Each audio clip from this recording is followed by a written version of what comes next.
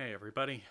Number 104 in the Criterion collection is Double Suicide from Japan in 1969, directed by Masahiro Shinoda. This film is actually really interesting. So, I really should work on my opening before I hit record.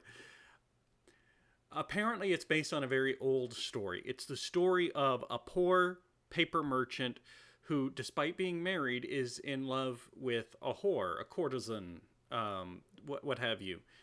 And the big struggle is trying to raise enough money to buy her out of her service, even though he is married. And as you can probably guess by the title, it doesn't end well for the two of them. A couple of things interesting to talk about. First of all, the movie was good. Very melodramatic. A lot of high emotions. Just a lot of people agonizing over their feelings, like a lot. Also, there are dogs. Hi, dogs. So a lot of over the top agonizing, but that's for a reason. Um, because there are two things I want to talk about, and I didn't. This is the opposite order I planned to talk about them, but it's fine. The movie is set up like a play, except it's not on a stage. It's in a town, and you go in and out of houses like a regular movie, but it functions as a play. What does that mean? Because I sound like a crazy person now. Well, the scenery isn't always as authentic as a house would be. Sometimes actors will go through a wall because the wall actually revolves and sets to be a different scene, but it actually still looks like a house. But more notably, and the thing that really sticks out to me about this film is the stagehands. Now, if you don't know theater, stagehands are not actors. They are the guys who make sure that all the props get put in place and that all the furniture is put in place.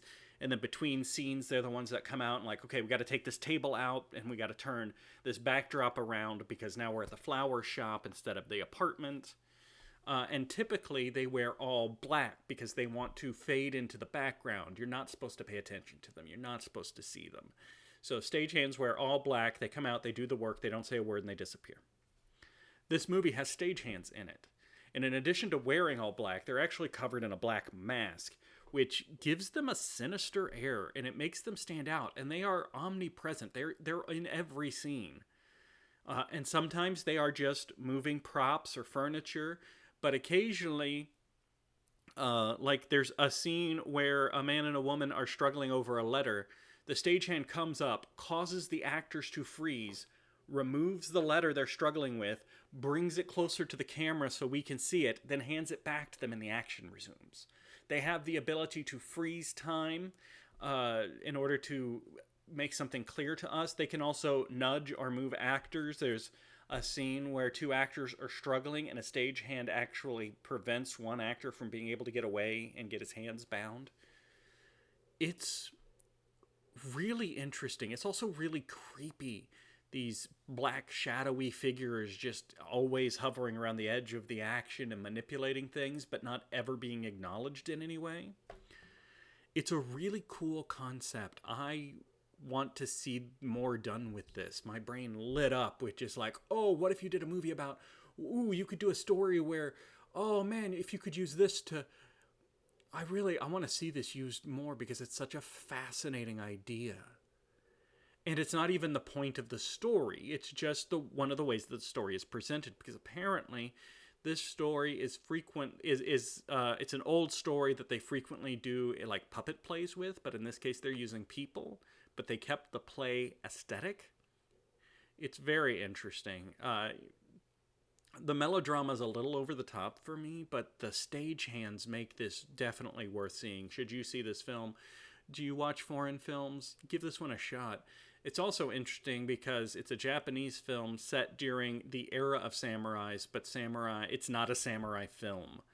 A good chunk of the Japanese films we've seen in the Criterion collection are samurai films, and I love samurai films, don't get me wrong. I just like variety. The other thing I wanted to talk about I am not Japanese. I don't know if you can tell. I've never been to Japan. I've never lived in Japan. I don't know people who've lived in Japan. I could be wrong, is the point I'm getting to. But it is my understanding, based on this movie and based on other things that I've seen online, that when it comes to a husband going to a prostitute, the feelings are very different in Japan than they would be in the US. There seems to be kind of an understanding that a husband can visit a prostitute, even the same prostitute, multiple times, and it's fine. Like, it's not considered cheating by most Japanese women, apparently. But you can't fall in love with her. That would be the problem, and that's the problem here in the movie. Is he's not just going to this prostitute; he's in love with this prostitute, and they want to run away together. And when the wife finds out, first of all, there's an element of why have I failed that made you do this. But then there's also an element of being so concerned that the prostitute will kill herself.